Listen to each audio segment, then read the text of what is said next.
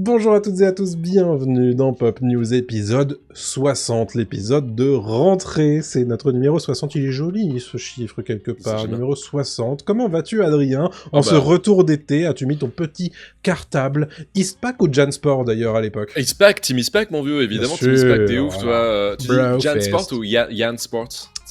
Alors voilà, c'est à quel point j'étais Team Eastpak moi à l'époque, c'est que je ne sais même pas comment ça se prononce. C'est gros nas qu'il y avait des Jansport. Non, qui est une bonne marque je pense, mais pas. Non, Team Eastpak évidemment. Est-ce que ça va? Oui.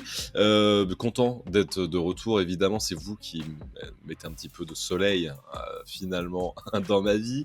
Les Puppies, non, ça fait du bien, un bel été, on s'est quitté fin du mois de juillet, début août, et donc là ça fait un mois déjà qu'on s'est pas vu. Tout à fait. On a pas mal de trucs à vous dire, vous vous en doutez. Il s'est passé des choses, même si c'était un été relativement calme quand même niveau news. Donc là, ça va repartir tranquillement. Oui. Mais très heureux. Et toi, t'as passé un bel été? Bah écoute, bel été. Première plage du bébé. C'était sympathique ma foi. C'était sympathique. Ouais. On s'est bien amusé. Dans le petit bain. Dans le petit bain. Et désormais, nouveau boulot, terreur nocturne du bébé. C'est magnifique.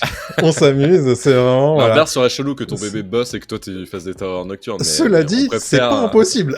Oui, aussi, oui, j'avoue. Tout ça pour dire évidemment que bienvenue dans Pop News, votre récapitulatif hebdomadaire qui n'est plus hebdomadaire mais bimensuel de l'actualité pop culturelle, puisque nous vous en avions parlé dans le précédent épisode. Nous passons en bimensuel pour privilégier peut-être la qualité, le temps de vie personnel également, ce qui fait que du coup on va vous proposer quelques grosses news qui vont faire un gros récap de l'été, donc du mois d'août en fait. Il y a 4 grosses news qu'on voulait évoquer avec vous cette semaine. On va notamment parler de grosses licences, notamment de Oceans, du Seigneur des Anneaux, de Star Wars. On parlera aussi du Z-Event puisque ça s'est terminé hier à l'heure où on enregistre ce podcast. Vous aurez bien entendu l'habituel point box-office d'Adrien qui sera extra large cette semaine puisque un mois à rattraper. Il y a tout l'été exactement. J'allais dire tout l'état. Non. Tout l'état. Il y aura bien sûr un gros sujet. Ce gros sujet est dédié aux licences et pas que les licences de jeux vidéo, mais surtout le constat que Hollywood ne peut plus rien faire sans une licence, la fameuse IP. Tu sais que je suis en train de regarder, je te coupe, excuse-moi, mais je vois notre, comment on appelle ça, scène sur Twitch. Ouais. Et à chaque fois, la scène qu'on utilise, c'est un faux journal, pour ceux qui nous écoutent en podcast, je précise. C'est un faux journal avec écrit dedans quelques citations d'un faux journal. Et le titre de ce faux journal, c'est Hollywood cherche un second souffle. C'est littéralement ce dont on va parler ce soir. Donc pour une fois, c'est un vrai journal, ça fait plaisir. C'est vrai. Ouais. Ce qui est rigolo, c'est que cette scène, moi je l'ai créée il y a 1 an et demi, et que c'est toujours vrai à chaque fois qu'on parle de ce sujet. Ça n'a pas bougé. Donc voilà, donc le gros sujet qu'on va évoquer cette semaine. Il y aura bien sûr le radar des sorties de la semaine, et enfin quelques recos qu'Adrien nous a préparés, bien entendu. Et oui. Je crois qu'on peut y aller désormais pour les news. Juste dire quand même, n'hésitez pas à nous rejoindre sur Discord, c'est très important. On a une équipe très très solide sur Discord. Voilà, des vrais aficionados. Alors, on a des poppies Discordos. Qui sont fort goûtus. N'hésitez pas à le rejoindre pour des takes quotidiennes quelque part sur Lost, les disparus. Mais également quelques informations sur la pop culture, bien entendu, que nous, on et plein d'autres choses. Voilà. Pour de la déconnade, de la galéjade, des blagues, des calembours, tout ce que vous voulez. Voilà. Exactement. C'est le rendez-vous. Et puis, quelques bonbons créma également. Tout à fait. Voilà. Ils font sous la langue. Voilà. Puis on a Discord, comme je l'ai dit, on a TikTok aussi, qu'on a un peu relancé là, ces derniers temps. Je commence à me remettre à TikTok, j'aime bien. On a vu ça TikTok dans tous les coins. Et donc voilà. YouTube, on est bientôt 100 000. Allez-y. Ouais, ça monte. Et puis la page Ko-fi, si vous voulez donner quelques deniers, bien sûr, à cette humble émission. Ce sera avec grand plaisir. Tout à fait. N'oubliez pas les petites étoiles, c'est toujours gratuit, ça fait toujours plaisir. Allez, je pense qu'on a trop parlé déjà pour cette introduction, on peut y aller. Yes. Je te propose, Adrien, de nous parler du Z-Event de cette année, qui encore une fois dépasse un palier magnifique. Exactement, le palier des 10 millions d'euros. Le Z-Event 2024 qui avait lieu du 6 au 8 septembre 2024 évidemment, qui a battu tous les records. Alors il n'a pas battu le record du Z-Event 2022, ça s'est joué à quelques milliers d'euros, mais vraiment c'est assez impressionnant qu'ils arrivent encore une fois à dépasser ce palier-là. C'était pour des associations comme à chaque fois, hein, c'est caritatif. Donc cette année, l'équipe du Z-Event a bossé pour récolter des dons pour les associations Les Bureaux du Cœur, Solidarité Paysans, Secours Populaire, Chapitre 2 et Copains. Ils ont très précisément récolté 10 145 881 euros. C'est énormissime. Et là, il y a 2 ans, c'était 10 182 126 euros. Donc ça s'est joué vraiment à 40 000 balles, moins de 40 000 balles cette année pour battre leur record.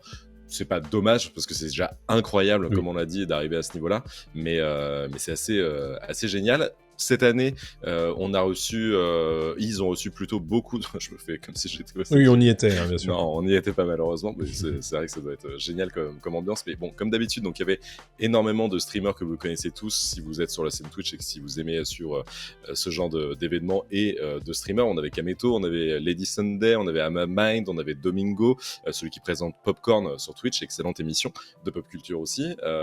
Donc le Z-Event 2024, encore une fois présenté par le streamer Zerator et son collaborateur Alexandre Dachary. Tout ça c'est vieux maintenant parce qu'ils ont créé le Z-Event maintenant depuis 2016. Si je me trompe pas, ça fait un bout de temps que le Z-Event existe. Et projet Avengers à l'époque. Exactement, tout à fait. Et évidemment, il y a des petits nouveaux qui sont arrivés cette année, notamment, bon, on ne le présente plus, Samuel Etienne, qui a percé en très peu de temps sur Twitch et est devenu un incontournable. Mon neveu m'a même dit que c'était le GOAT. Voilà. Mais non. Maintenant Samuel Etienne. Si le neveu d'Adrien dit que c'est le GOAT. Moi je dis que le gamin de 13 ans te dit que Samuel Etienne c'est le GOAT, tu sais que t'es dans un monde parallèle. Mais allons-y, pourquoi pas quoi. Il m'a même dit c'est quoi le poulet. Je lui ai dit c'est quoi le poulet. C'est quoi le poulet? Voilà, apparemment c'est la nouvelle expression chez les jeunes. Nous sommes vieux. Voilà, donc bref, Samuel Etienne qui lui aussi a récolté beaucoup de dons. Il y avait Laura Felpin qui a fait un détour au Z-Event. Elle était notamment chez PA, donc Domingo. Elle parlait de plein de choses, mais en fait le Z-Event c'est un peu... pas trop pour faire sa promo, hein, c'est juste pour déconner avec ceux qui sont présents. On a eu Big Flo et Oli qui étaient là aussi, le jour du grenier. Enfin, surtout Big Flo. Surtout Big Flo, oui, qu'est-ce que je dis Big Flo, c'était surtout Big Flo, qui était présent. Quoi d'autre que dire? Il y a eu des DJ sets, il y a eu des concerts, notamment le vendredi soir. Il y a eu du karaoké, il y a eu plein de choses. Enfin, pour ceux qui connaissent le Z-Event, c'est assez varié comme thématique à chaque fois. Et pour préciser aussi les dons et le succès en fait du Z-Event pour les associations, Zerator a souligné l'importance en fait de cet argent en disant que par exemple ça servira à l'achat d'un bateau pour Sea Shepherd ou le soutien à un hôpital en République centrafricaine. Donc voilà, déjà il précise un petit peu ce que ça peut donner au niveau des dons reçus. Je sais pas si toi t'as suivi un petit peu ce alors j'ai suivi de loin parce que c'est très long forcément et j'ai plus trop le temps de pouvoir regarder, donc j'ai vu des extraits évidemment. Il s'est passé beaucoup de choses. On peut quand même reparler de ce qui se passe chaque année, à chaque fois autour du Z-Event. Il y a effectivement énormément de positivité qui est partagée durant le live durant les lives pendant le week-end sur Twitch, mais il y a aussi le pendant beaucoup plus toxique, beaucoup plus négatif sur Twitter, qui s'acharne, comme d'habitude, toujours sur les mêmes personnes, à savoir Ultia, mais aussi d'autres femmes, étonnamment, hein. Bien sûr, c'est toujours le grand plaisir de découvrir ça, ces gens qui n'ont que ça à faire, en fait, hein, de taper sur les mêmes personnes, et de les harceler, puisque effectivement, c'est exactement ça qui se passe, avec des centaines de messages négatifs, toxiques, etc. Voilà, c'est la problématique aussi, c'est, quelque part, ces femmes qui travaillent de bon cœur pour le Z-Event et pour récolter des fonds pour des œuvres caritatives s'exposent à ce genre de comportement qui est absolument inadmissible. Donc voilà, je pense qu'il fallait le dire. Et un certain nombre de streamers l'ont dit aussi pendant l'event, mais ça ne devrait pas avoir lieu, malheureusement, mais c'est le monde dans lequel on vit, hein, ça c'est un grand plaisir. C'est vrai qu'à une époque, peut-être moins cette année, j'ai suivi un peu de loin, j'étais pas trop dispo ce week-end, mais j'ai l'impression que c'était un peu moins quand même, cette hargne et cette haine vis-à-vis de certaines streameuses, c'est que des streameuses, on va pas se mentir. Toujours. Je pense que ça a été un peu plus dit peut-être par les compères, j'espère, mais en tout cas oui, non, c'est assez honteux et force à elles justement de venir dans un événement comme ça, alors qu'elles prennent une shitstorm monstrueuse. Pas de leur commu, bien évidemment, mais comme tu l'as dit sur Twitter, et chez d'autres en fait, par contre, streamers du même event, quoi. Voilà, mais pour revenir sur la positivité, il y a aussi eu des très très grands moments, des moments d'interview, de podcasting avec JDG, des choses comme ça. C'était très cool à voir. Qui était, voilà, du Mister MV comme toujours. Voilà, très honnêtement, moi à chaque fois je regarde un petit peu quand je peux, et ça fait toujours plaisir de les voir s'amuser quelque part. Donc voilà, c'est toujours cool de voir ce genre d'initiative. C'est comme d'habitude, on dit ça depuis 50 ans autour des Restos du Cœur, ça ne devrait pas exister puisque les pouvoirs publics devraient quand même pouvoir essayer de s'occuper de tout ça, mais malheureusement, on a quand même toujours besoin de ce genre d'initiative. Donc merci à ceux qui s'en occupent et qui les font vivre. Voilà pour mais en tout cas, on espère que ça va continuer. J'ai cru comprendre qu'ils allaient repartir pour 2025. 2025, ils sont chauds pour la suite. C'est donc super. Dernière chose à souligner, cette fois il y avait 36 personnes sur place à Montpellier, il y avait une centaine de streamers aussi qui avaient été sélectionnés sur la base des vues pour participer en ligne. Il n'y a pas eu trop de background check sur qui avait le droit de participer, donc il y avait des gens peut-être pas toujours en phase avec... problématiques, peut-être. Voilà, donc c'est d'autres problématiques, mais bon, écoutez. On ne peut pas être parfait. T'as envie de casser l'ambiance ce soir? Non, mais voilà, mais écoutez... Moi, je suis plein de positivité, toi, vous le savez, les choses sont toujours grises, et il faut aussi parfois dire les termes, disons-les. Donc voilà, la prochaine fois, très bonne idée. Faisons quand même un petit peu attention à qui on donne la parole. Je ne crois pas. Continuons. Allez, continuons. Mais vous allez voir, hein, la positivité, il y en a, hein, la négativité, il y en a aussi. C'est toujours le monde dans lequel on vit. Hein. Allons-y. Moi, je voulais vous parler du Seigneur des Anneaux, puisqu'il s'est passé plein de choses cet été au sujet de la licence Le Seigneur des Anneaux, et tout particulièrement autour du film La Traque de Gollum, qui, rappelez-vous, a été annoncé il y a quelques mois officiellement par Warner. C'est une sortie qui est prévue en 2026, réalisée par Andy Serkis et produit par Peter Jackson, Fran Walsh et Philippa Boyen. Ce soir, les trois compères de la trilogie Le Seigneur des Anneaux pour Warner. Et donc, évidemment, se pose la question de qui est-ce qui va jouer dans ces films, enfin, dans ce film, La Traque de Gollum. Il se trouve qu'il y a un certain nombre de personnages qu'on connaît déjà qui peuvent apparaître dans une adaptation de cette période-là. Et donc, c'est une période qui se déroule avant Le Seigneur des Anneaux, où peuvent notamment apparaître Gandalf, Legolas, Thranduil, Aragorn, etc.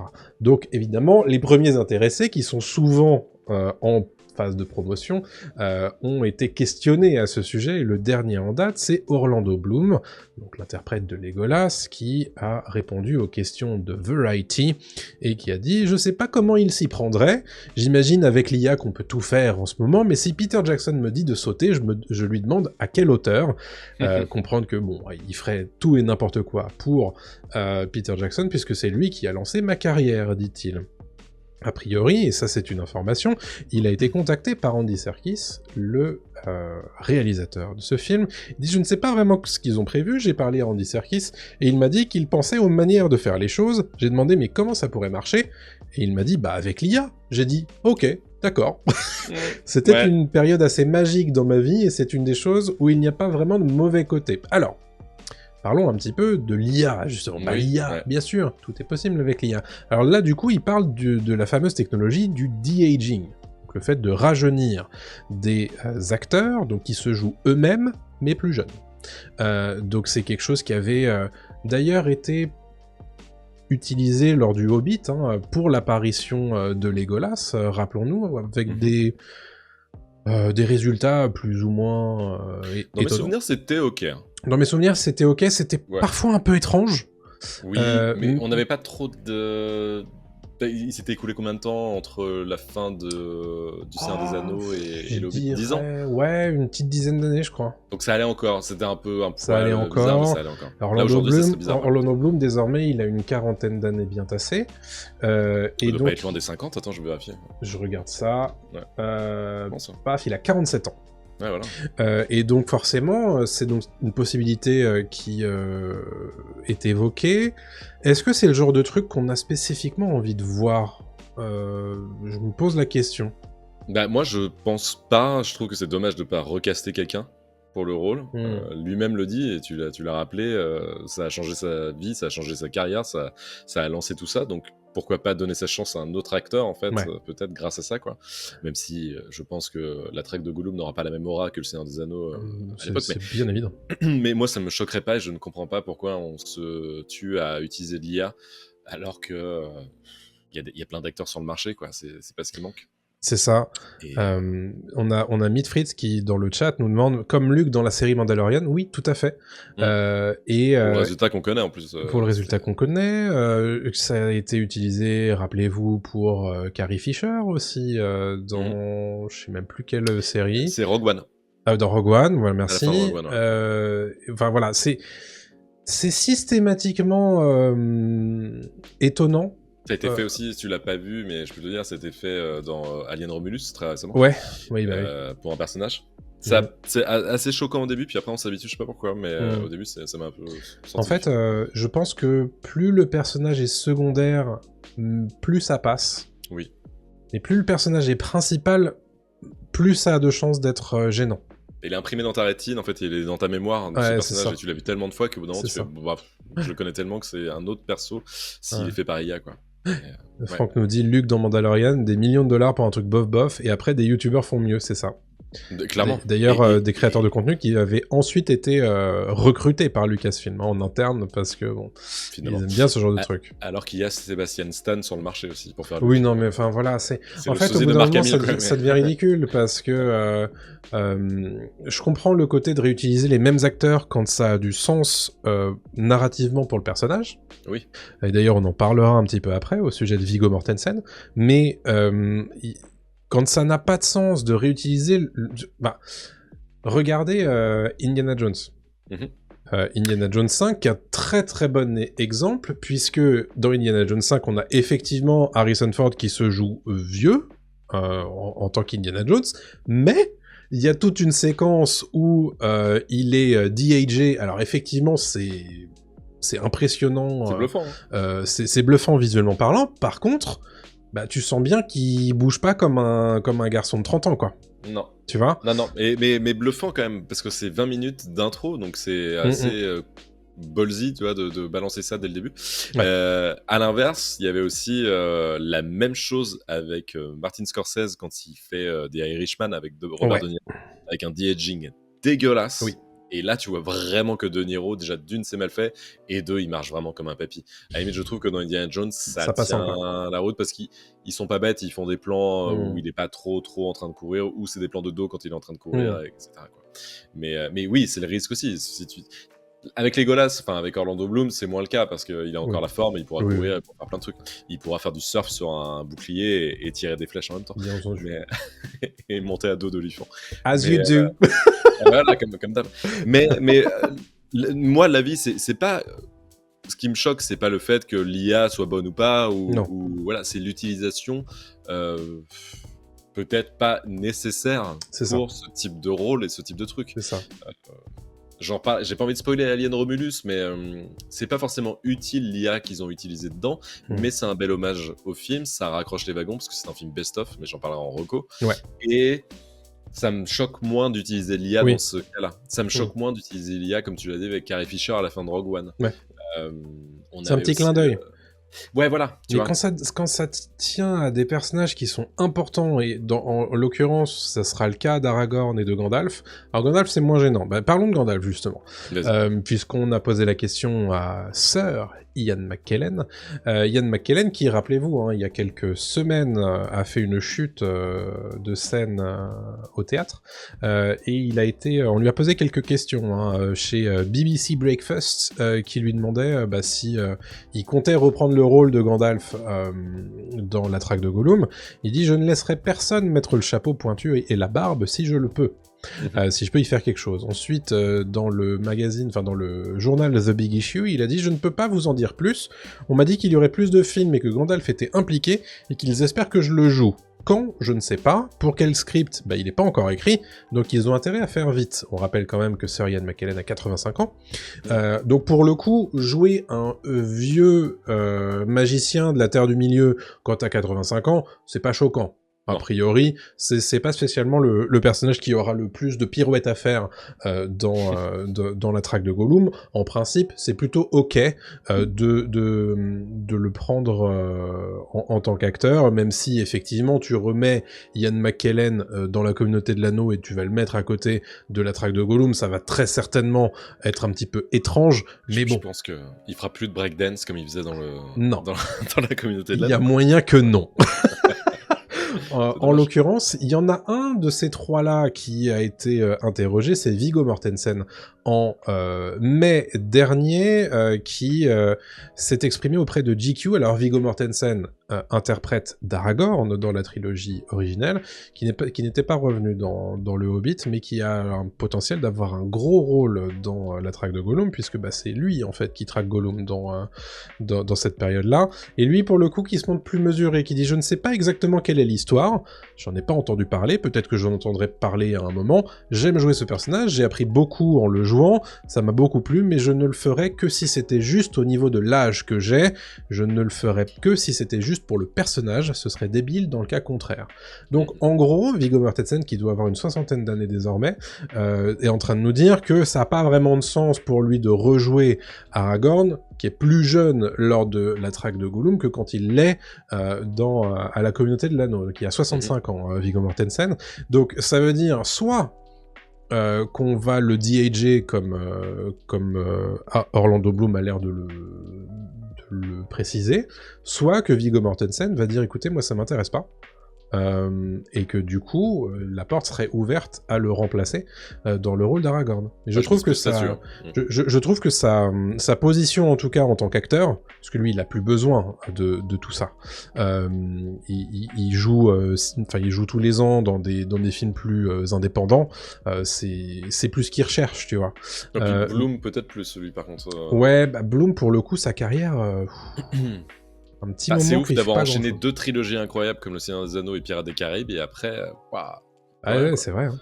Alors que c'est un excellent acteur, le mec est très drôle, même en comédie, il est très fort. Mais ouais, peut-être potentiel sous-exploité pour Orlando Bloom, à mon avis. Ouais, ou des mauvais choix de carrière, quoi. Oui, très certainement. En tout cas, les deux, sont à l'opposé du spectre, c'est rigolo. Clairement. Clairement. Donc ça m'étonne pas que Bloom soit intéressé par ce qu'on lui propose, pour le coup. Oui. Donc, ouais, tout ça pour vous dire que, du coup, est-ce que ça m'intéresse moins dans le projet ? Peut-être pas, parce que j'irai le voir, bien entendu, mais c'est le genre de move, on va dire, stratégique qui me plaise pas forcément. Donc j'attends de voir. J'ai peur qu'on soit obligé de s'y habituer, moi. Mais oui, c'est un gros sujet dont on a beaucoup parlé déjà hier. Dans tout ça. Ouais. Et si tu veux faire marcher la machine à nostalgie, il y a un moment, ils vont l'utiliser à fond, quoi. C'est un peu lié à notre gros sujet qui arrive après. Mais... Très clairement. Bon, on en parlera un petit peu plus tard, de toute façon. Je te propose d'enchaîner, Adrien, puisque tu vas nous parler d'une licence à nouveau. C'est Ocean's 14. Est-ce que Ocean's 14 a des chances d'exister ? En tout cas, c'est la grosse news qui est sortie cette semaine pendant la Mostra de Venise. C'est une grosse rumeur qui a été relayée par Deadline. Donc ça a l'air quand même assez solide. Et Brad Pitt, pour l'anecdote, était en compagnie de George Clooney à la Mostra de Venise pour le film Wolf Wolves. Mon accent anglais est mauvais, désolé. Mais à ce moment-là, bizarrement, voilà, il y a la news qui sort de Ocean's 14 qui pourrait se tourner prochainement, qui aura déjà un scénario et un réalisateur qui aurait déjà été approché. Ce réalisateur, c'est Edward Berger, qui est le réalisateur de À l'Ouest, rien de nouveau, qui avait été un énorme succès public et critique sur Netflix. Exactement.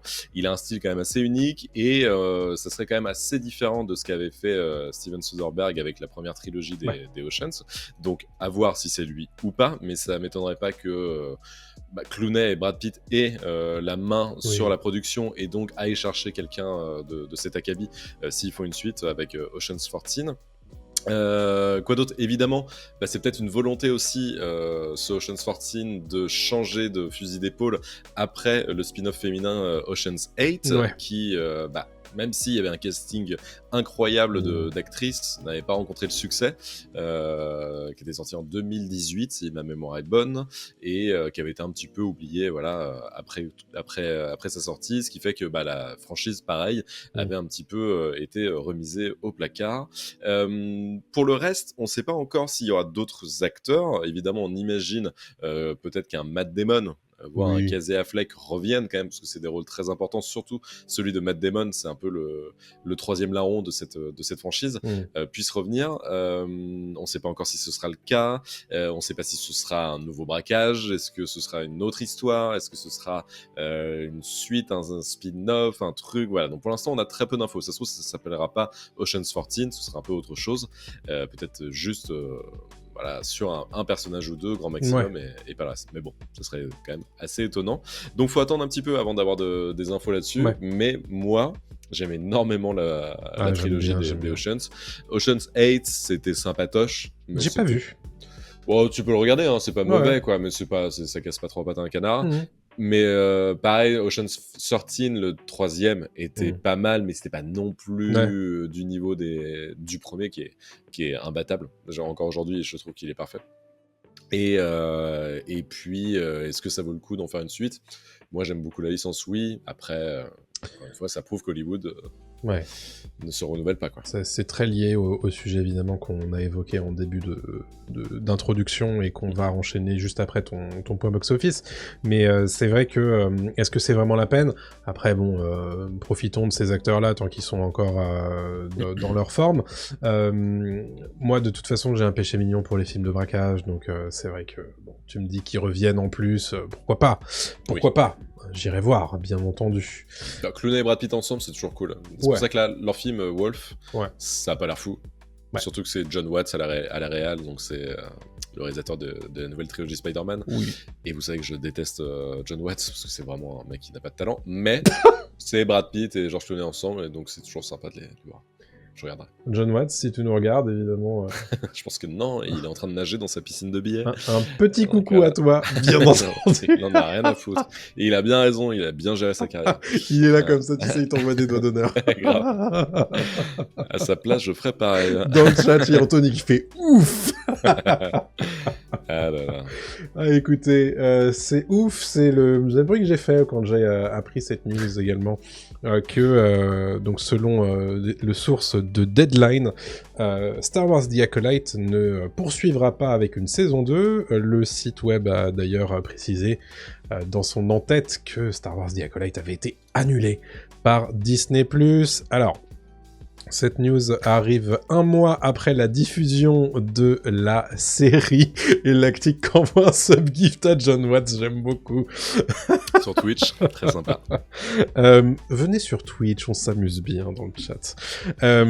Donc un mois après la diffusion du dernier épisode de la série, l'épisode 8, cette information du coup qui sort et qui surprend pas vraiment, hein, puisque les critiques étaient plutôt ok tiers, c'était pas non plus incroyable du côté critique, mais surtout les fans étaient extrêmement divisés, avec notamment un concert de critiques bigotes qui venait sur les réseaux sociaux au sujet de The Acolyte. Le lancement était plutôt bon, hein, en termes de chiffres, on avait 11,1 millions de vues en 5 jours, hein, donc c'était le meilleur lancement de 2024 pour Disney+. Mais voilà, le problème c'est que les mauvais chiffres d'audience sont très vite très vite arrivé post-lancement. La série est sortie du top 10 Disney+, en troisième semaine, et est arrivée seulement 10e avec son épisode 8. Donc bon, il y a des facteurs, on va dire, structurels et économiques qui font que la série n'a pas été renouvelée, alors que Leslie Headland avait déjà pitché une deuxième saison. Le problème, c'est que du coup, le son de cloche qui est envoyé, c'est surtout que on va dire les gens qui ont critiqué la série pour ses choix, on va dire, de casting, ont l'impression d'avoir raison. Et se repaissent de cette information sur les réseaux sociaux depuis un petit moment. Et donc... Comme s'ils avaient gagné une bataille... Exactement. Tu sais, cette fameuse guerre culturelle que ces gens ont l'impression de mener. C'est assez triste de voir notamment les réactions des acteurs qui sont exprimées depuis. Amanda Stenberg, notamment, a partagé une story Instagram pour s'exprimer là-dessus. Elle dit « C'est pas un énorme choc pour moi. Nous avons fait face à un barrage de vitriol dès que la série a été annoncée, alors que ce n'était même pas encore qu'un concept et que personne ne l'avait vu.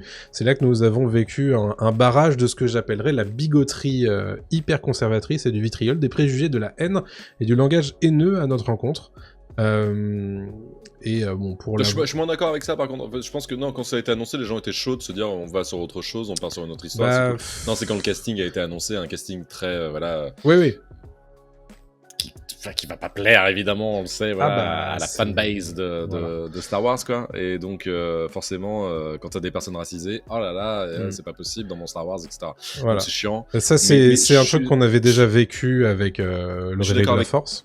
Ouais, je suis d'accord avec elle sur quasiment tout, mais le début, je pense pas que... Enfin, dans mes souvenirs, les gens étaient plutôt chauds, en fait, sur le côté The Acolyte, c'était sympa. Je crois que les critiques frappaient déjà sur Leslie Headland à l'époque. Ah ouais Bah oui, parce que elle a le grand défaut d'être une personne LGBT qui s'assume. Donc bon, bref.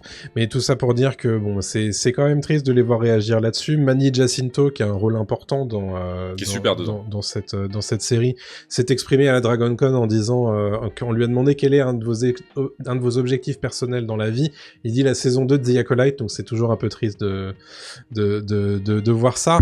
Alors ce qu'il y a en fait, moi ce que j'ai noté, c'est l'espèce de narratif. Cette série, elle a été annulée, contrairement à certaines autres séries Star Wars qui ont juste pas continué, tu sais.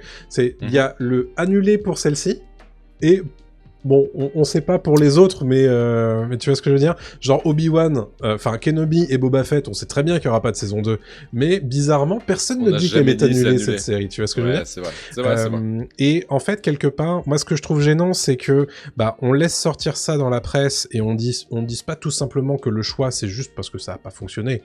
Puisque on sait très bien que Disney et Bob Iger en ce moment sont très proches de leurs sous, et donc ils pourraient très bien l'expliquer que ça va pas continuer pour ces raisons-là. Du coup, le fait de ne pas le dire, ça donne l'impression à ces haters et à l'alt-right qui ont tapé dessus depuis le début que en fait c'est eux qui ont réussi à faire tourner entre guillemets la tendance. Et ça, je pense que c'est pas forcément très bon, surtout quand on a un fandom assez toxique comme celui de Star Wars. Ouais. Donc ça, c'est... Voilà, après, on parle de Disney, hein, c'est des gens très étranges chez Disney. Ouais. C'est qui ont très très peur de tout et qui font très attention, justement... paradoxalement, enfin, je sais pas, c'est des gens un peu étranges. Enfin, ce studio est quand même très bizarre, quoi. Il tente sans tenter, il va s'excuser platement auprès d'une fanbase toxique. C'est vraiment problématique. Je comprends pas trop, quoi. Surtout, personne des grands pontes n'a pris la parole pour défendre les acteurs et les actrices qui ont été pris pour cible Day One. Ça, je trouve ça scandaleux, très franchement. Ouais. Voilà, donc bon, personnellement, moi j'ai regardé la série jusqu'au bout. La série, elle a ses défauts. C'est vrai. C'est pas bien, on va pas se mentir. Non, mais c'est pas que c'est pas bien. Non, mais juste si on parle qualitativement, c'est pas très bien. Non, mais c'est pas très bien. Elle a ses défauts, cette série. Mais très honnêtement, quand t'entends dire à longueur de journée que c'est nul à chier, que c'est la pire chose, que la Terre est portée, non. Au bout d'un moment, en fait, il faut doser, tu vois. Oui, mais donc. voilà. Juste en tant que tel, en tant que produit, moi je m'attendais à un truc bien. Je m'attendais à un truc. Je m'attendais à un truc mieux. Je trouve que c'est meilleur sur la fin de saison sans être mirobolant. Mais voilà, donc, assez déçu. Ouais. Mais tout ça pour dire que voilà, j'ai pas passé un extrêmement mauvais moment pour autant. Et ça m'a quand même inspiré. J'ai vu un tweet de Daniel Richman qui au sujet de Star Wars qui m'a interpellé. Plus globalement, on a le sentiment que Disney va imposer un petit peu une sorte de Marvel à Lucasfilm. Dans le sens où est-ce qu'on en est des projets séries en fait de Star Wars. Mais il y en a plus en fait, regardez. The Acolyte c'est annulé. Skeleton Crew c'est une mini-série. Andor saison 2 c'est la fin de la série. Kenobi, pas de nouvelles. Boba Fett, pas de nouvelles. Rangers of the New Republic c'est annulé à cause de Gina Carano. Mandalorian on sait qu'il y aura un film. La saison 4 on sait pas où elle en est. Ahsoka, il y a une saison 2 qui a été annoncée, le tournage il aura lieu qu'en 2025, et donc la date ça sera qu'en 2026, et donc entre-temps, il y a rien du tout. Donc en fait, ils l'ont fait un petit peu tacitement, mais Star Wars, j'ai l'impression que on serre la vis de fou autour de la production. On se ressente peut-être sur des projets de films, mais a priori, Disney Plus et Star Wars, pour l'instant... il y aura Skeleton Crew en fin d'année, il y aura Andor en 2025, et entre-temps, il n'y aura rien d'autre. C'est bien de terminer sur Andor en série, moi ça me va. J'espère. Hein. Très. Voilà, non, mais je suis d'accord. Oui, il y a un truc où ils ont raison, parce que je pense qu'ils perdent de l'argent, ils perdent des abonnés, et c'est compliqué pour eux. Quoi. Et puis je pense que la licence a peut-être aussi besoin de se ressourcer. Oui, clairement. Comme Marvel. Non, mais de se faire oublier, c'est toujours important. Il faut toujours se faire un tout petit peu oublier pour mieux revenir. Donc, surtout Star Wars. Surtout Star Wars, quoi. Et puis surtout si tu proposes des mêmes trucs dans la même timeline à chaque fois, quoi. Alors que t'as moyen de faire tellement de choses, mais bon, ça c'est un autre sujet. Mais tant mieux, dans ce cas-là, je pense que c'est mieux, moi, qu'ils prennent un peu de temps pour eux, quoi. Prenez du temps pour vous, reposez-vous. Reposez-vous, bien entendu. Allez, c'est la fin des news. On a déjà beaucoup parlé sur les news, sur ce récap de l'été. Je te propose, Adrien, de faire ton point box-office, qui est lui aussi extra large. Un peu dense parce que je vais parler de beaucoup de films et je vais commencer par Alien Romulus qui est sorti là ces dernières semaines en France avec une performance au box-office assez ouf puisqu'il a déjà fait plus de 300 millions de dollars de recettes dans le monde, ce qui est vraiment pas mal pour un film Alien. Il était assez attendu, c'est Fede Alvarez qui le réalise, donc c'est le réalisateur du remake d'Evil Dead qui était sorti il y a 10 ans maintenant, qui est le réalisateur de Don't Breathe, qui est un super film d'horreur tension que je vous conseille aussi.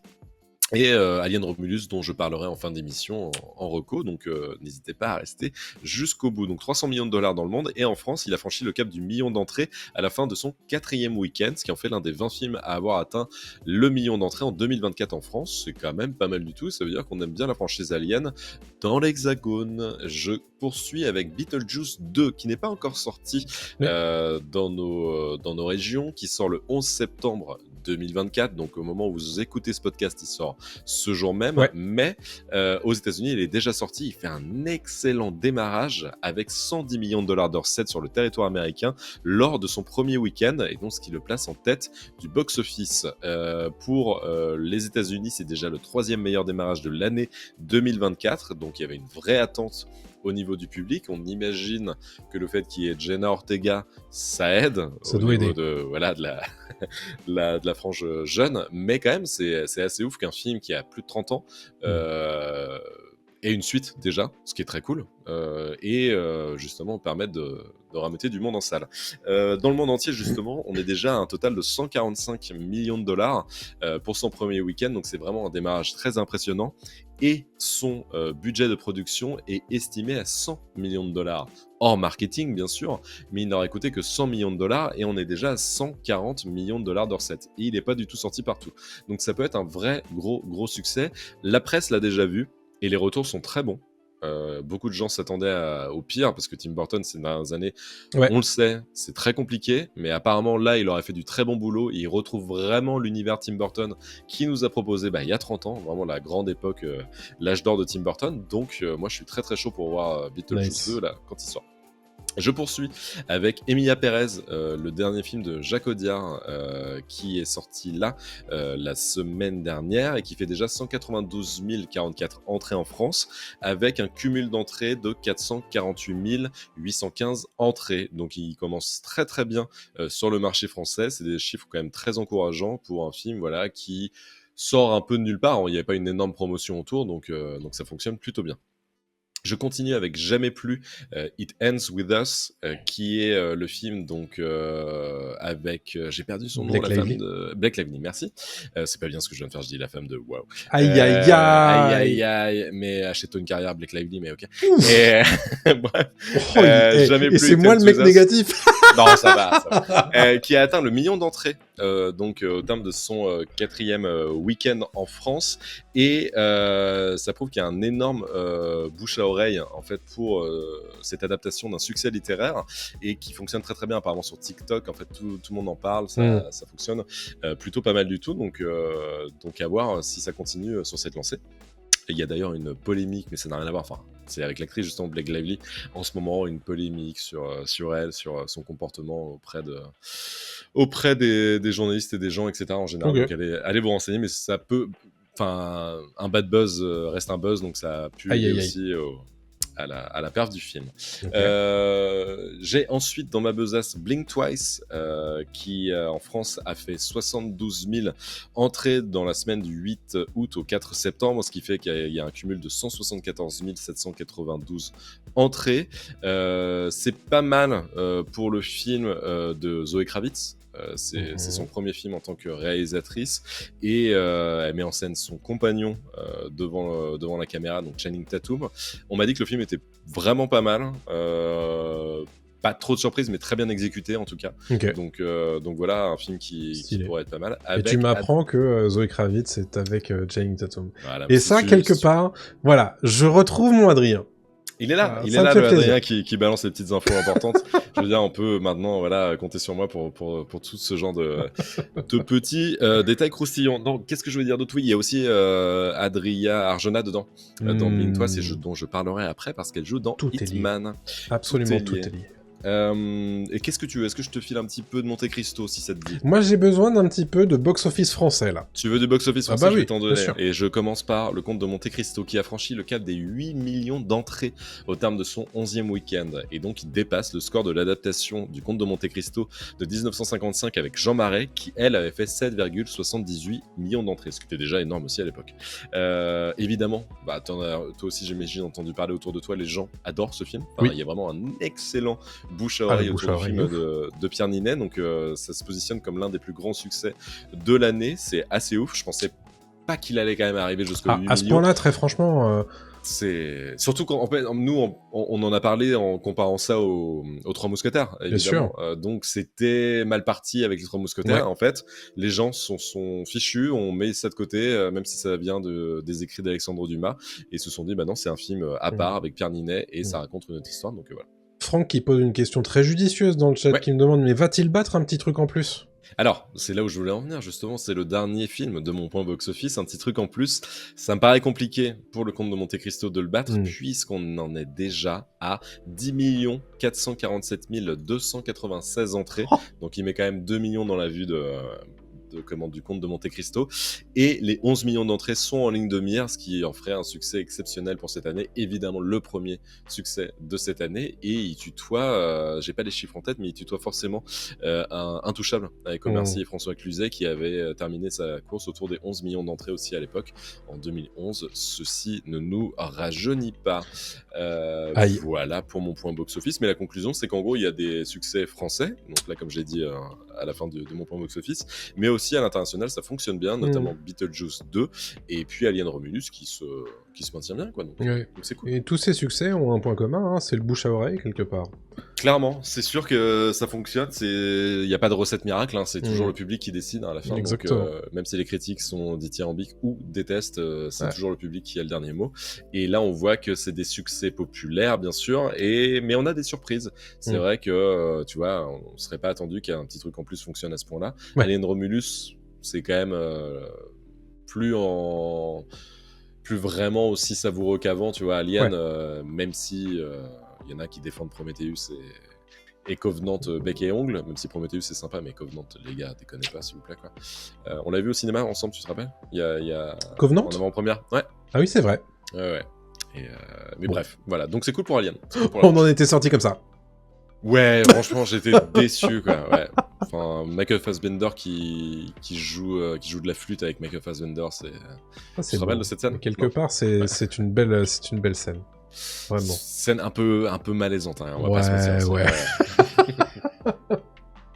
Bref, donc voilà pour mon point box-office. Merci beaucoup pour ce point box-office. De rien, Je vous propose de passer au gros sujet de cette semaine. Ce gros sujet, il est dédié... Est-ce que Hollywood, alors qu'on entend une petite Xbox s'allumer, est-ce que Hollywood ne prend plus de risques quelque part, avec l'exemple évidemment de toutes ces licences qui sont balancées en pâture à l'ogre hollywoodien pour en faire des films, des séries, des adaptations. On a vu la semaine dernière le trailer du film Minecraft. Qui a bien sûr fait beaucoup réagir. On a aussi eu très récemment Borderlands, on a eu Alien Romulus, qui est donc une suite plus ou moins inspirée, à voir, tu nous en parleras tout à l'heure. Sonic le film, des films quelque part où on est toujours un petit peu dans... on nous remâche sur des rails, quoi. Sans arrêt quelque chose. On est sur des rails, on est plan-plan, on est là. Est-ce que Hollywood, quelque part, au bout d'un moment, n'a pas envie de faire quelque chose d'original? Voilà, les pieds dans le plat. Et on a eu aussi l'idée de ce gros sujet en voyant l'extrait d'une interview de Vince Vaughn dans Hot Ones aux États-Unis et la question du présentateur qui est toujours très pertinent, ce présentateur, posait la question à Vince Vaughn. Pourquoi, en fait, vous faites plus des comédies américaines un peu potaches comme vous faisiez dans les années 2000, des trucs, c'est genre Wedding Crashers, les comédies d'Apatow, c'est vrai qu'on ne voit plus des comédies américaines un peu, tu vois, avec Seth Rogen, des choses comme ça. Il fait, aujourd'hui, c'est la réponse de Vince Vaughn, hein, c'est pas parole divine, quoi, mais il dit, aujourd'hui, les studios ont peur, et ce qu'ils veulent, en gros, c'est se baser sur des licences connues. Pour rassurer les actionnaires, pour être sûr que ça va fonctionner, etc., quoi. Et donc, il y a moins de place pour ces films un peu indépendants, ces films un peu décalés, ces films qui ont créé toute une génération de cinéphiles, hein, clairement, et qui ont créé des cinéastes aussi, même. Tu vois, je peux penser à un mec comme Flaubert, tu vois, du Floodcast, qui est un fan absolu, tu vois, du travail de Judd Apatow. Et qui aujourd'hui est cinéaste, tu vois. Et sans ça, je pense que sans ces films-là, sans ces films un peu qui sortent du tout venant d'Hollywood, on n'aurait pas la même cinéphilie, certains d'entre nous, etc., quoi. Et aujourd'hui, j'ai l'impression qu'on nous sert la soupe tout le temps et que même à la limite qu'on nous serve la soupe, ok, parce qu'à l'époque c'était aussi le cas, évidemment qu'il y avait des blockbusters, mais que là, à la limite, on fait barrage aux petits films, aux films qui ont une idée différente, on donne plus sa chance à certains cinéastes, à certains scénarios notamment, et c'est ça qui me terrifie un peu, quoi. Il y a un lissage total des choses pour assurer un public qu'on croit totalement au diapason de ce que peuvent penser les studios, alors que c'est pas le cas. Preuve en est un petit truc en plus en France, par exemple, ou d'autres succès surprises. Et c'est ça qui me terrifie, je pense que c'est le mot, parce que moi, j'ai pas envie de vivre dans ce monde-là, bordel. Non, mais je comprends tout à fait ce que tu veux dire, et en l'occurrence, sur cette question qui est très judicieuse pour Vince Vaughn, il y a un fait qui est assez net désormais, c'est que il y a de la place pour des énormes budgets à Hollywood. Ces énormes budgets, ils sont tous drainés par des projets qui sont nés dans des éprouvettes. C'est-à-dire qu'on les invente à l'état de papier, c'est-à-dire qu'on regarde ce qu'il y a dans notre banque de licences qu'on a dans notre carton. On fait, ok, alors, on a Barbie, ok, allez hop, film Barbie. On a quoi là? Ah oui, ça c'est... Ok, Kraven le chasseur, c'est quoi? On s'en fout. Allez, c'est parti. Il faut qu'on garde les droits. Non, mais c'est ça. C'est devenu mathématique. Maintenant, Hollywood. Et pourquoi c'est devenu mathématique? C'est parce que il y a déjà des enjeux financiers qui sont énormes.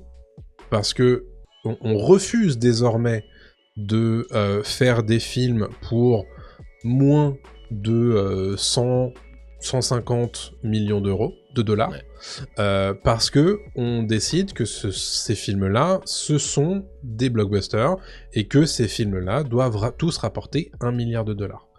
Or, la réalité, c'est que le public ne peut plus suivre le flot incessant de ce qu'on nous propose, et que même les films à licence qui sont censés être les films à licence du tier S, du tier A ou ce que tu veux, qui sont censés être les rangs, on va dire, les plus importants des trucs que les gens vont aller voir, ne peuvent plus mathématiquement attirer tous ces trucs-là.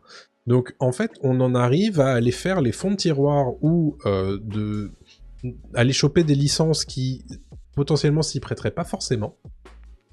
C'est pas fini. Hein. Ah bah c'est pas fini. Bah, ils ont prévu Monopoly, ils ont prévu les Sims. C'est bien. Ils ont prévu. Il y a des rumeurs comme quoi ils ont prévu le truc sur la boule noire qui te lit l'avenir. Non mais ils peuvent tout faire en fait techniquement quoi. En fait, pour raccrocher un bout du public quoi. Mais, ce qui me gêne, si tu veux, c'est que autant parfois t'as des trucs qui naissent comme ça, qui finalement deviennent des bonnes idées parce qu'on a donné ça au bon créatif. La grande aventure Lego. Voilà, parce qu'on a donné ça au bon créatif, au bon moment, parce qu'on leur a donné les moyens de leurs ambitions. La grande aventure Lego, c'est un super exemple. Mais même Barbie, quelque part, enfin, on en avait parlé déjà l'an dernier, mais quelque part, c'est un film qui est pas mal par rapport à ce que ça aurait pu être. Oui, on va pas revenir sur Barbie, mais en fait, le problème de Barbie, pour moi, je vais en 2 secondes, c'est que ça aurait pas dû être un film Barbie. C'est-à-dire qu'en fait, le propos du film, ok, mais en fait, je trouve que c'est le serpent qui se mord la queue et ça ne fonctionne pas parce que c'est Barbie. Et tu peux pas critiquer Barbie en disant on se fait des milliards de dollars, mais c'est Barbie, c'est cool. Enfin bref, je vais pas rentrer là-dedans. Je comprends. Mais le fait est que oui, c'est ça. Mais prends n'importe quel autre IP, Transformers, d'autres c'est toujours ça, quoi. Et en fait, moi, ce qui me gonfle aussi, c'est que Hollywood ne tire tous les mauvais enseignements de ce genre de succès. Après, je sais pas si c'est des mauvais enseignements pour eux, parce que l'argent rentre au bout d'un moment. C'est vrai. Donc après, ils sont pas. En fait, si tu veux, moi, ce qui me gêne, c'est le cynisme en fait de ça. Voilà. C'est le ok, la grande aventure Lego, vous avez kiffé ? Allez, mange-le ton grande aventure Lego 2, mange-le ton Lego Batman, mange-le ton Lego Bionicle, mange-le ton machin, tu vois. Et au bout d'un moment, en fait, si tu veux, d'une bonne idée. Arrive de la soupe, comme tu le disais tout à l'heure, c'est-à-dire que même si moi je maintiens pour dire que Barbie c'était pas mal, derrière les mauvais enseignements qui sont tirés, c'est allons-y, faisons Monopoly. Allons-y, faisons encore ce genre de conneries, tu vois. En France, c'est pareil, là, il y a le Loup-garou qui va sortir sur Netflix. C'est pareil, est-ce qu'on est obligé de faire une adaptation du Loup-garou pour que ça se transforme en un Jumanji français ?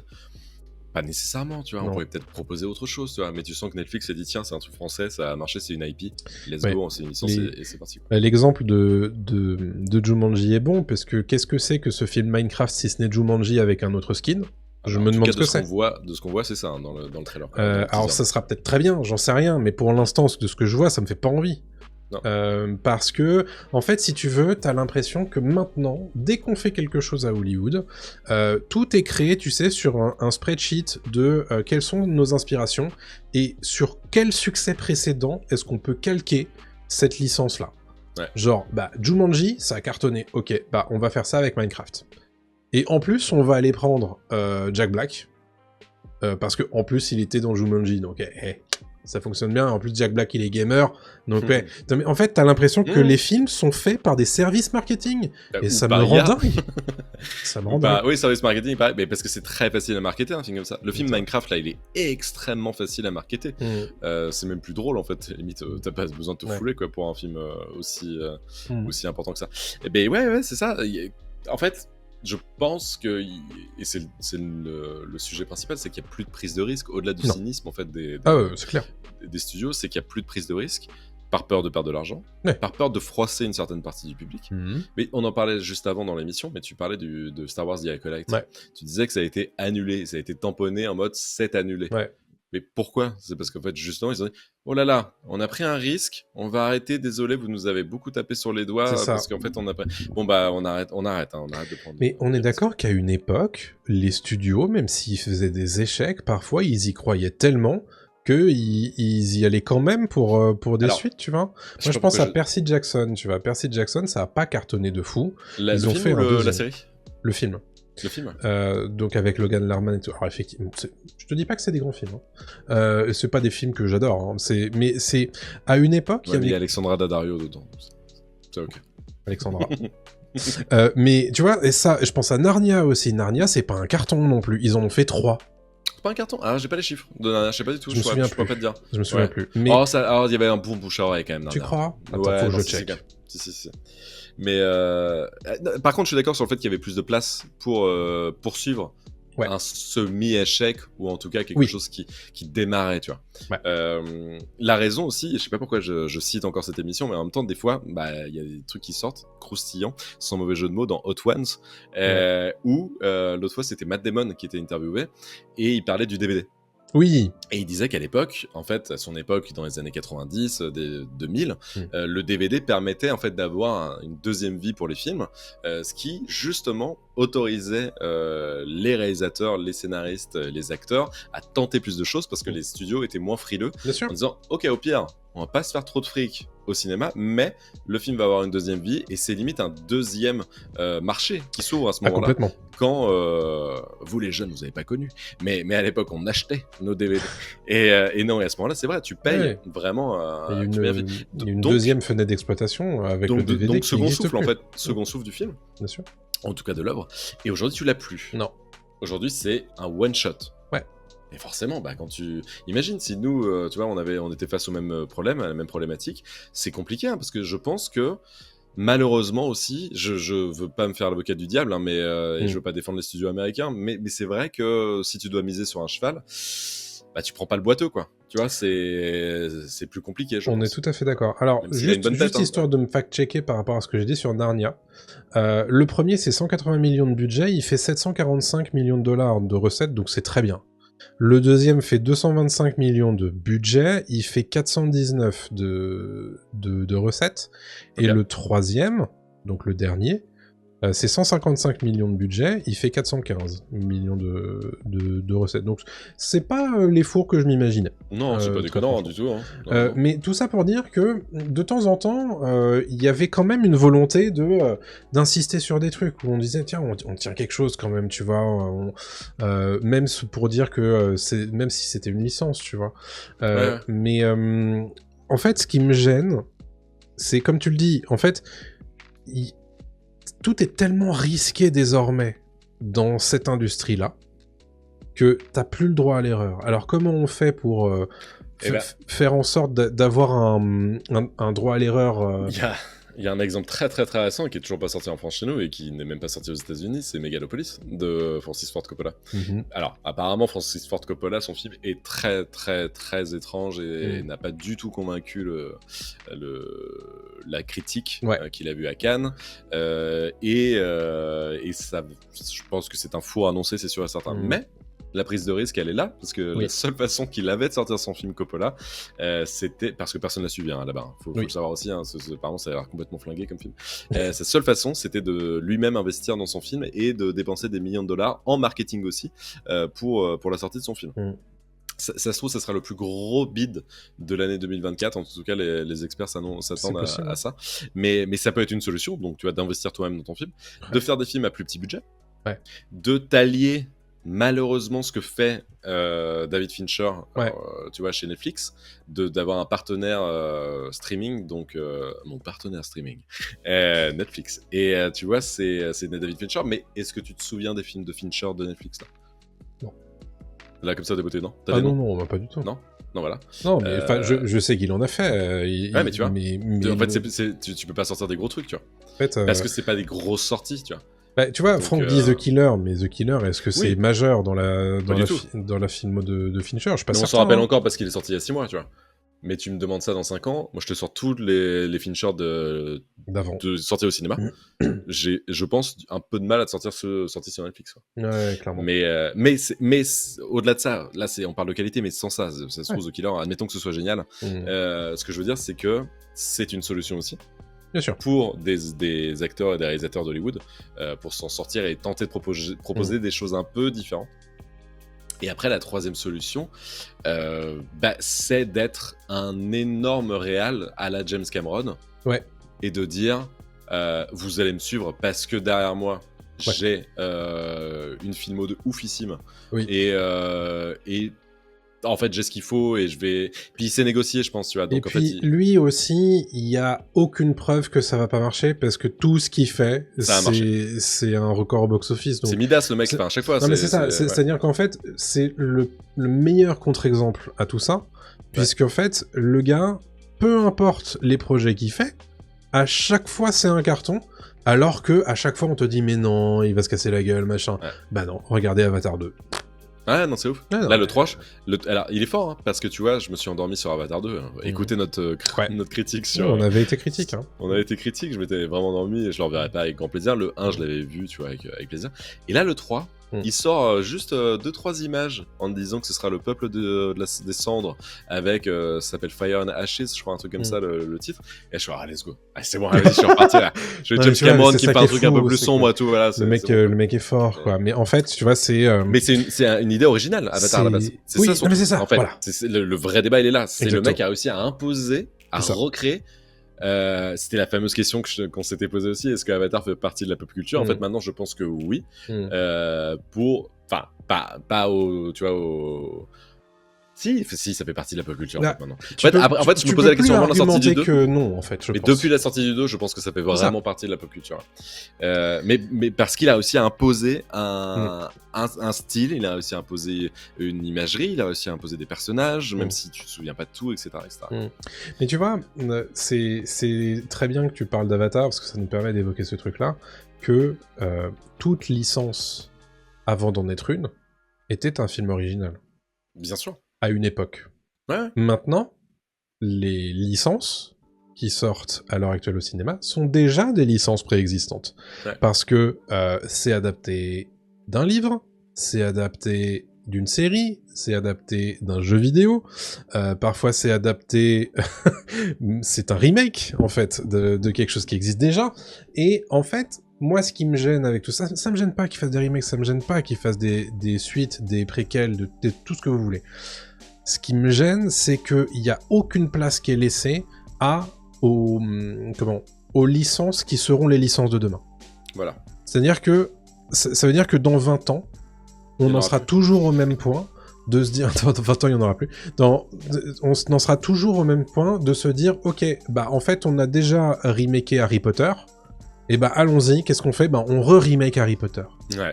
Et la dernière fois on vous l'avait fait en série, c'est pas grave, cette fois on vous le fait en animation.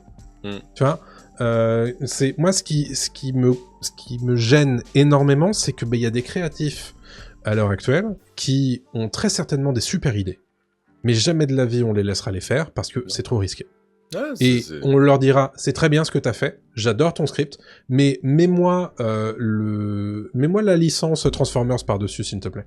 Ouais. Et là, on est sur un truc qui est quand même problématique. Prends un exemple. Attends, juste un truc avant de partir sur l'autre exemple que je voulais donner. T'as parlé d'Harry Potter, j'ai vu la news juste avant. Il y a un casting ouvert, ça y est, pour la série Harry Potter en Angleterre, et ils pensent à un tournage en 2025. Oui, puisque je crois que c'était pour 2026, donc il faudra qu'il s'active.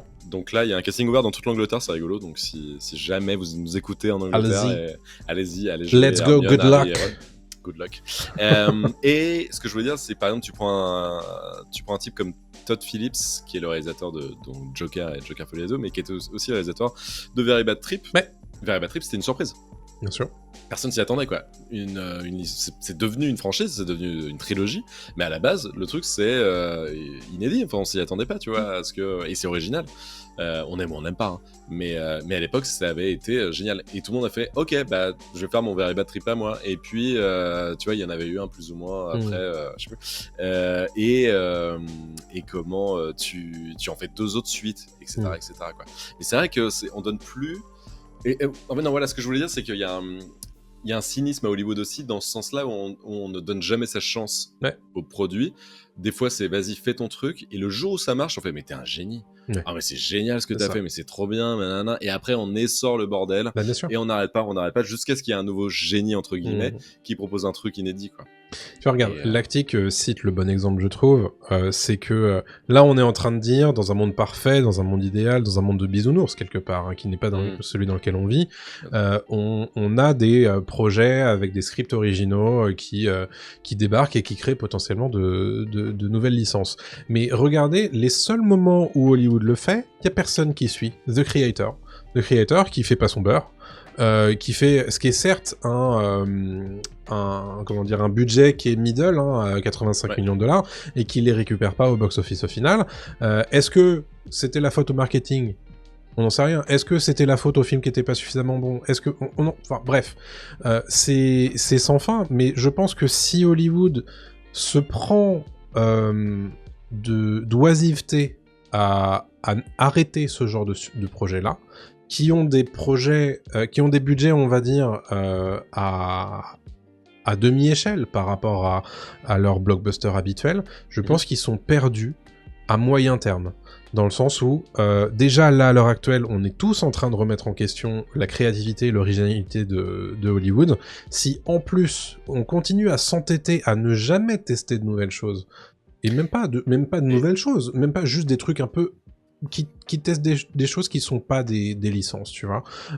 On ne s'octroiera jamais le droit de rêver à de nouvelles licences. Je suis entièrement d'accord. Et il y a une problématique aussi, dans le sens où tu parlais de Creator. Gareth Edwards, on est d'accord, le réalisateur ? Ouais. Gareth Edwards, donc, qui fait son film solo, qui fait vraiment justement une nouvelle, pas licence, mais un film inédit. Qu'est-ce qu'il fait aujourd'hui ? Il repart sur Jurassic World. Bah oui. Enfin, on lui propose Jurassic World, tant mieux pour lui, c'est génial. J'ai très hâte de voir ce qu'il va faire sur Jurassic World 4, qui s'appelle Rebirth, je crois, c'est ça, avec Scarlett Johansson. Bref, mais tout ça pour dire que, dommage, tu vois, ça se trouve, il serait pas allé sur Jurassic World 4. Mais, peut-être, et c'est là où je voulais en venir aussi, à l'exemple de Juan Antonio Bayona. Ouais. Juan Antonio Bayona, super réalisateur, etc., qui, pour financer le Cercle des Neiges, qu'il faut absolument voir, les enfants, regardez le Cercle des Neiges, faut être accroché. Netflix.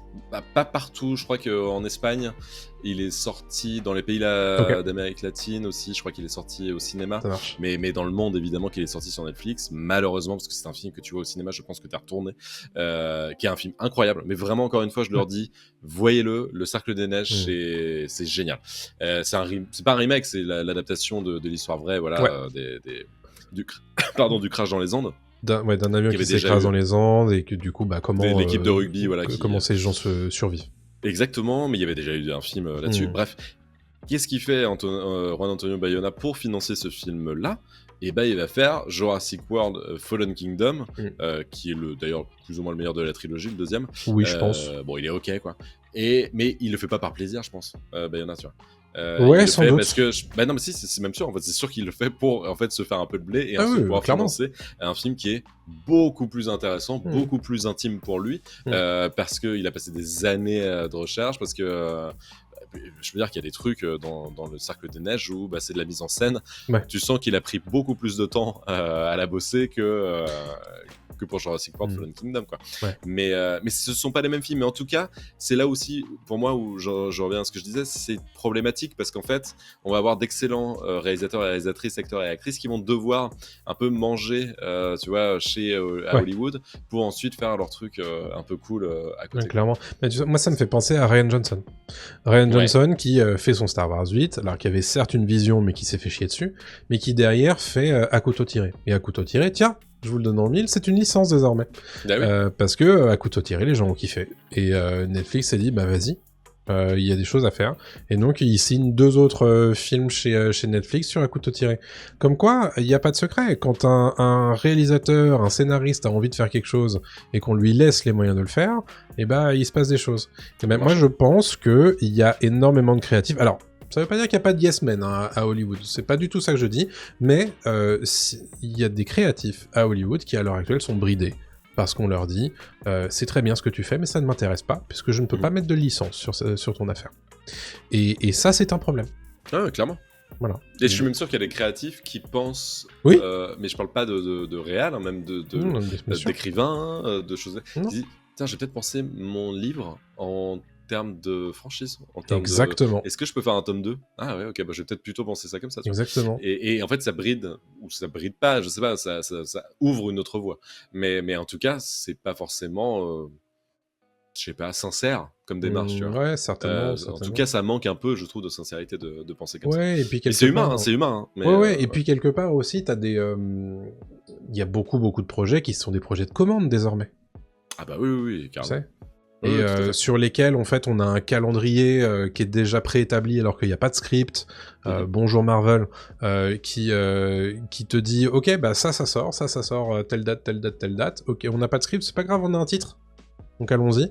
Ouais. Et derrière, en fait, on a 1 an et demi pour scripter, pour tourner, pour faire la post-prod et pour sortir. Au bout d'un moment, le projet, il est plus tenable, en fait. Non, complètement. Donc voilà. Mais je pense qu'on a fait un bon tour du sujet. Ouais. Je reviens un tout petit peu dessus tout à l'heure en parlant de Hitman, parce que c'est un film original, et c'est la réaction que j'ai eue en regardant ce film-là, en me disant « Ah, tiens, je vois un film qui n'est pas une franchise, qui n'a pas vocation à l'être, et ça fait du bien. » Pourtant, c'est dans le cercle d'Hollywood, quoi, mais ça fonctionne bien. Génial, tu nous en parles juste après le radar des sorties. Je vous propose Beetlejuice ou Beetlejuice 2 le 11 septembre. C'est un film de Tim Burton avec Michael Keaton ou Michael Douglas. Et oui, il s'appelle vraiment Michael Douglas. Oui, t'as vu ça ? Et il aimerait récupérer son vrai patronyme, maintenant que tout le monde le connaît comme en tant que Michael Keaton. C'est un film également avec Winona Ryder, Jenna Ortega, Monica Bellucci. Et le pitch, c'est après une terrible tragédie, la famille Dietz revient à Winter River. Toujours hantée par le souvenir de Beetlejuice, Lydia voit sa vie bouleversée lorsque sa fille Astrid, adolescente rebelle, ouvre accidentellement un portail vers l'au-delà. Voilà pour Beetlejuice. Oui, non, juste le truc de Michael Keaton, Douglas, je crois qu'en fait, il pouvait pas s'appeler Michael Douglas parce que tu peux pas avoir 2 acteurs avec le même nom à la saga AFTRA. C'est à la Screen Actors Guild, pour être très précis, qui n'accepte pas, et c'est comme ça que Emma Stone s'appelle Emma Stone et pas Emily. Mais elle veut s'appeler Emily aussi. Exactement. Maintenant qu'elle est connue. Donc voilà, c'est rigolo, mais c'est comme ça que ça fonctionne. Oh là, les problèmes de stars. Ce genre de star. La vache. Oh là là. J'ai quelques petits trucs en streaming aussi à vous mentionner. D'abord, rappel que le Seigneur des Anneaux, les Anneaux de Pouvoir saison 2 est en diffusion depuis le 28 août et que le 4e épisode est sorti la semaine dernière.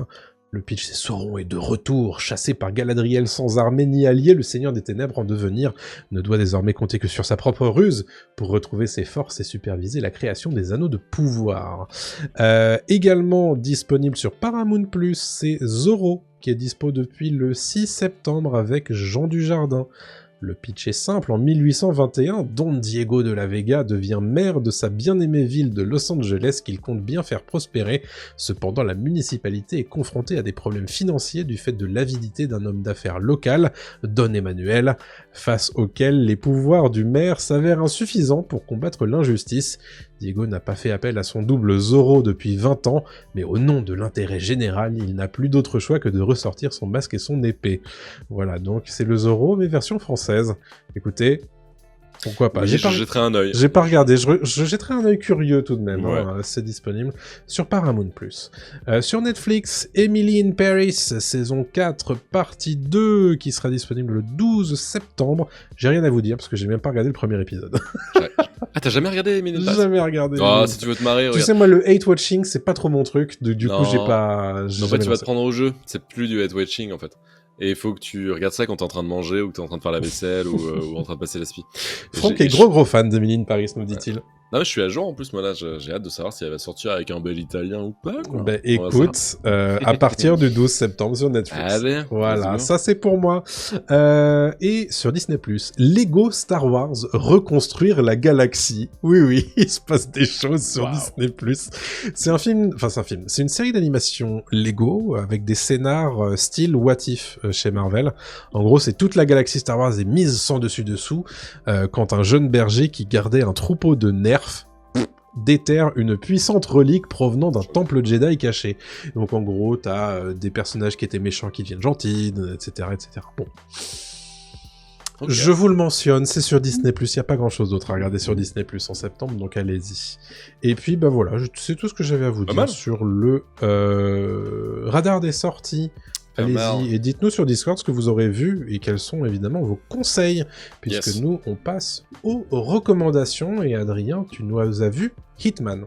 Ouais, Hitman de Richard Linklater, celui qui avait fait Boyhood, qui avait fait... merde, il a fait Scanner Darkly, il a fait plein de trucs, Richard Linklater. Et avec Glenn Powell. Donc attends, c'est Linklater qui fait ça? Ouais, c'est Linklater. Oui, ça paraît étonnant, ouais. Oh, ouais. Ça me tue. Et... Pourquoi? Qu'il ait fait un film comme ça? Oui, parce que Linklater, je l'attends pas du tout là-dessus, en fait. Non, c'est vrai, moi non plus. Hein. Mais tu vas comprendre un peu pourquoi. Et en fait, on a Glenn Powell qu'on a vu récemment dans Twisters et Top Gun Maverick, où il faisait le méchant, entre guillemets, dans Top Gun Maverick, qui est devenu la nouvelle superstar. Hein. Glenn Powell, on va pas se mentir, c'est devenu un mec qu'on va voir partout, qui a un capital sympathie énorme. Je suis très très fan du type. Et je pense que... J'espère qu'il va vraiment avoir une belle carrière, parce que pour moi, c'est vraiment un nouveau gars à suivre à la Tom Cruise, quoi, mais en moins fou et moins scientologue, quoi. Donc ça peut être sympa. Et Hitman avec Adria Arjona, qui est super actrice aussi, très très cool. Qu'on avait vu dans Andor. Exactement ce que j'allais dire, et qu'on verra, je l'ai dit tout à l'heure, qu'on a vu Adria Arjona, oui, dans Blink Twice. Oui. Voilà. Le pitch de Hitman, qui est une comédie, en fait, c'est un prof de fac, un prof de sociaux, je crois, qui, à ses heures perdues, en fait, bosse un petit peu avec la police du coin pour, en gros, faire des trucs informatiques. Ok. Pour aider à réparer, quoi.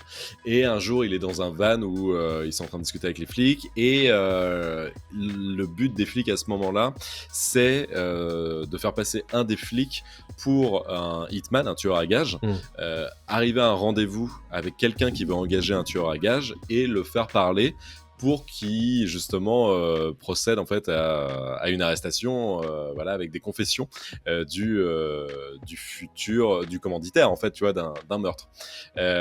Sauf qu'au moment où lui, il est en train de réparer des trucs, le flic en question qui devait prendre la place du faux tueur à gages n'est pas dispo. Et on demande à Glenn Powell, le perso de Glenn Powell, d'y aller et de se faire passer pour un tueur à gages. Malin. Lui, il débarque, et comme il est prof de sociaux, en fait, il est très fort en fait en humain, quoi. Donc il comprend très vite comment fonctionnent les gens et comment se créer, tu vois, un personnage, etc. Et d'un coup, il se crée un personnage de tueur à gages qui est incroyable, tu vois. Il parle beaucoup plus aisément, il est beaucoup plus à l'aise, etc. Enfin, tu vois, il met tout de suite le mec un peu sous pression en disant non mais moi je connais mon métier. Et en même temps, des scènes un peu de comédie, parce qu'il regarde là où il y a le micro, tu sais, il fait des petits. Ok, non, tu sais, genre, est-ce qu'il va bien parler à côté du micro, des trucs comme ça. Et en fait, donc, le truc se termine, ils arrivent à arrêter le type, tout ça, c'est le début du film. Et les flics sont en mode putain, c'est trop bien, t'es trop fort, vas-y, t'as ça dans le sang, quoi. Il fait, je sais pas, tu sais, en plus, après, il a une vieille raie plaquée là, il est moche, tu vois, voilà. Enfin, moche, entre guillemets. Glenn Powell, il est pas moche, impossible, quoi. Et en fait, s'ensuit un truc où il l'engage. Les flics l'engagent, ils disent en fait tu vas devenir notre nouveau tueur à gages, quoi. Et lui il fait ok, pas de souci. Et à chaque fois il se grime, il se met des costumes, il se met des fausses dents, il se met des trucs, machin, des perruques. Et à chaque fois il arrête des gens, il permet, tu vois, d'arrêter des gens. Jusqu'au moment où il rencontre une meuf, donc Adria Arjona, où c'est limite un date d'un coup, parce que en fait ça match super bien. Tu nous racontes pas tout, hein, on est d'accord. Non, mais c'est pas tout le film. C'est juste que d'un coup, c'est pour montrer pourquoi pourquoi le film est intéressant. C'est que d'un coup, en fait, il se dit je vais peut-être pas l'arrêter, parce qu'en fait, genre, elle est quand même super mignonne, et en fait, limite, même si elle m'a demandé de tuer son mari, quand même, elle est super mignonne, et j'aimerais bien me la faire, quoi, en gros, quoi. Et donc, il lui dit, non mais, gardez votre argent, repartez, et il se casse. Et en fait, les flics lui disent, mais attends, gars, qu'est-ce que t'as fait là? Elle voulait tuer son mari, mais tu l'as même pas fait parler et tout, quoi. Il fait, non, mais je la sentais pas, je sais pas quoi. Et après, j'arrête de spoiler, et il va s'en suivre plein de trucs, et c'est très très cool.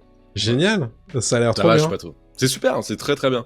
Ça pète pas plus haut que son cul, c'est super, c'est très bien joué. Glenn Powell, il est charismatique au possible, c'est un délire. Mais logique, parce qu'il a écrit le scénario avec Richard Linklater. Donc en fait, il est aussi scénariste, Glenn Powell, du film. Ouais, okay. Et ils l'ont écrit à deux. Et donc c'est pour ça que c'est Linklater, parce qu'en fait, il a amené le projet à Linklater, il lui a dit est-ce que ça t'intéresse et tout. Donc ils ont réussi à faire ce film. Donc très drôle, très cool. Il y a aussi un acteur, j'ai perdu son nom, qui joue Dwight dans Walking Dead. Austin Amelio. Austin Amelio, qui fait l'homme de main de Negan dans Walking Dead. C'est le mec qui a le visage un peu brûlé par Negan dans Walking Dead, qui est un acteur qui est très bon dans Walking Dead, tu vois. Et là, qui est un acteur comique que je trouve super. Et on le voit jamais, ce mec-là. Et j'ai fait, mais embauchez-le, il est trop bien, en fait, ce type, quoi. Il est trop plaisir, cool. Ça. Donc voilà. C'est disponible où sur Netflix. En visionnage Non, pas sur Netflix, non, pardon. Sur Canal. Oui, c'est aux États-unis qui est sur Netflix. Il est sur MyCanal, ouais. Malheureusement, en France, il faut être abonné à Canal. Et donc voilà, gros conseil de mon côté. Hitman, foncez les yeux fermés, j'ai trouvé ça super. Nice. Et puis c'est un peu les débuts de carrière de Glenn Powell, dont on parlera encore, c'est sûr, dans 10-15 ans, parce que ce mec est. Encore une fois, il est super, quoi. J'adore ce type. Impeccable, trop bien. Bah écoute, je vais essayer de me caler un visionnage ce week-end de Hitman. Il dure pas très longtemps en plus, donc tu peux. Ça me fait plaisir. Pendant une sieste de bébé, peut-être que ça se calme. Ouais, ou tu le vois en 2 temps, c'est pas non plus. Trop et je fais ma deuxième reco. Ouais, est-ce que tu nous parles un petit peu d'Alien Romulus? Quitte à faire une grosse émission, parce que maintenant on est bimensuel, on peut se permettre, voilà. Alien Romulus, que tu n'as pas vu, on est d'accord? Ok, réalisé par Fede Alvarez, avec Kaylee Spaney, je sais jamais si je prononce bien, qui jouait dans Priscilla, qui jouait dans Civil War, donc qui est un peu aussi une nouvelle star d'Hollywood qui débarque, qui est une très bonne actrice, qui est très bien dans Alien Romulus. L'histoire d'Alien Romulus se passe, je crois, 10-20 ans après le premier. Ok. Ça se passe sur une planète où en fait il y a une colonie de Weyland-Yutani, donc l'entreprise qui embauche Ripley, tu vois, dans le premier, qui est là dans Prometheus, etc. Et c'est l'histoire en fait d'une gamine qui doit faire ses heures en tant qu'ouvrière sur cette planète. On sait pas exactement ce qu'elle fait, mais tu vois, elle est genre minière, ouvrière, on sait pas trop. Et au début du film, elle pense avoir terminé ses heures, d'avoir rempli son contrat. Elle a le ticket, tu vois, pour se casser. Et en fait, Weyland-Yutani lui dit non, en fait, tu vas faire le double des heures qu'on t'a dit, et en fait tu vas rester sur la planète, etc. Let's go. À ce moment-là, en fait, elle va voir des potes à elle qui lui proposent d'aller explorer un vaisseau qui est stationné au-dessus de la planète. Un vaisseau minier, donc le vaisseau... je sais plus comment il s'appelle ce vaisseau. Bah, c'est pas Romulus, je sais plus s'il s'appelle Romulus, parce qu'il y a un truc Romulus dans le film. Bref, on s'en fout, un vaisseau qui est stationné. Et je vais essayer de pas spoiler. En gros, il y a eu des trucs qui se sont passés dans ce vaisseau. Les gamins débarquent là-bas et s'ensuit en fait plein de péripéties finalement. Une grosse mise en place où tu sais très bien qui va mourir en premier, qui va tenir un petit peu, etc. Mais c'est un film comique, on peut le dire. Très drôle, c'est très drôle. Voilà, il y a l'alien qui pète, donc à un moment j'étais par terre, quoi. Et est-ce que c'était du poulet? C'est quoi ce poulet? Et donc, je vais pas spoiler le film. Je vais résumer en disant que c'est un très bon best-of de ce qu'est Alien. Vraiment, ça prend des inspi de tous les côtés, des 4 premiers à Prometheus et Covenant. Donc vraiment, il y a tout ce qu'il faut, il y a à boire et à manger, mais là-dessus, il y a un respect vraiment de l'œuvre, au point que c'est utilisé évidemment avec des décors physiques, en dur. Il y a de l'analogique, comme dans le premier. C'est vraiment les ordinateurs qu'on voit dans le premier, voilà, Mother, l'ordinateur Mother, voilà, avec Ripley, etc. Les couloirs qu'on connaît, etc. Et en même temps, un peu d'action, même beaucoup à un moment, à la Aliens, tu sais, avec les Marines. Des idées de mise en scène super, notamment une scène en zéro gravité que j'ai trouvé très très bien, qui mixe de zéro gravité et acide. Il y a parfois, pour les gens, il y a apparemment trop d'hommages et trop de références aux films, aux autres films dans Romulus. J'ai pas trouvé. Parfois c'est un peu amené, un peu fort, voilà, au forceps. Il y a notamment, je vais le spoiler, genre Get away from her, you bitch, tu sais, qui est la phrase classique de Ripley à la fin du 2. Oui, alors pourquoi il le dit à ce moment-là, le perso, alors que la phrase n'a même pas été dite, techniquement, en fait, parce que ça se passe entre le 1 et le 2, tu vois, donc tu fais, bon, voilà. Mais, au-delà de ça, j'ai trouvé que c'était très bien mis en scène, très bien rythmé, un peu trop clichouille sur les personnages archétypaux. Il y a le bully, tu vois, qui va faire « mais toi, t'es un androïde, je t'aime pas ». Oui, on a compris, mais il le fait pas pendant 1 heure, tu vois. La meuf qui dit pas grand-chose, mais en fait, elle a un secret, enfin, tu vois, des choses comme ça. Ça va. Mais c'est pas les personnages les plus intéressants. Mais par contre, en tant que film en lui-même, ça se déroule super bien, le rythme est super. À la fin, j'étais en mode putain, c'est un ride, j'étais trop content, j'ai passé un bon moment. Et j'en demandais, quoi. Et j'en parlais une demi-heure encore après la sortie du film. Ce qui, en général, avec moi, veut dire que j'ai passé un bon moment. Donc Donc voilà, Alien Romulus, je vais pas le spoiler. Techniquement, il n'y a pas grand chose à spoiler. Mais pour résumer, c'est pas un. En fait, je le mets à part des aliens. Pour moi, il gravite autour de tout ça. On parlait d'originalité tout à l'heure. Prometheus était original. Tu vois. Prometheus tentait quelque chose dans l'univers d'Alien. Oui. Romulus, pas du tout. C'est-à-dire que Romulus, c'est t'as aimé ça. Oh, je vais te le remettre. Je vais te le redynamiser, ça va être 2.0, tu vois, ça va être super. Mais par contre, je vais pas du tout proposer un nouveau truc dans le lore. Je vais pas du tout tenter de réinventer la roue, rien de ça. Mais je le fais bien.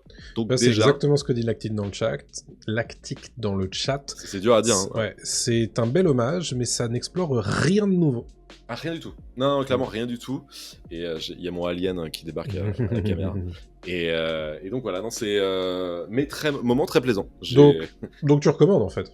Donc je recommande bien sûr. Nice. Carrément, je recommande bien sûr. Sur l'aspect frisson, ça donne quoi? C'est fichu. Glagla sur 20.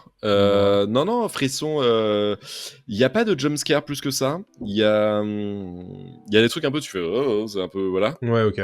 Mais c'est pas des frissons de ouf ou alors faut pas avoir vu beaucoup de films d'horreur pour. Okay. Mais non, c'est des idées de mise en scène, notamment, et en fait, c'est ce que reprochent les gens, et ça, je suis un poil d'accord, mais comme c'est bien fait, ça me va.